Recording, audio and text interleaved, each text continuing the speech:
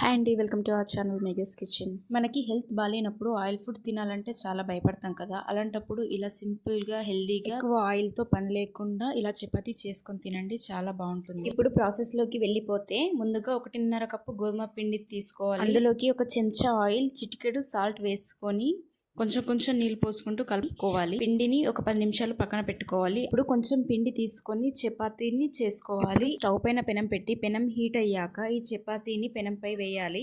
ఇలా 2 సైడ్ల కాల్చుకోవాలి. అంతే, ఆటోమేటిక్గా మనకి చపాతీ అనేది పొంగిపోతుంది. మనం ఇక్కడ ఆయిల్ వేయాల్సిన అవసరం లేదు. పెనం కొంచెం వేడిగా ఉంటే సరిపోతుంది. ఇదే ప్రాసెస్లో అన్ని చపాతీలు కాల్చుకోవాలి. అలాగే కాల్చుకున్న చపాతీలని హాట్ బాక్స్లోకి తీసుకోవాలి. మనం ఎప్పుడు కావాలనుకున్నా అప్పుడు హాట్ బాక్స్లో నుంచి తీసుకుంటే మనకి సాఫ్ట్గా ఎంతో మృదువుగా ఉంటాయి మనకి చపాతీస్. మీకు ఈ వీడియో నచ్చిందని నేను అనుకుంటున్నాను. ఒకవేళ మీకు ఈ వీడియో నచ్చినట్టయితే please do like, share and subscribe to Mega's kitchen. Thank you for watching.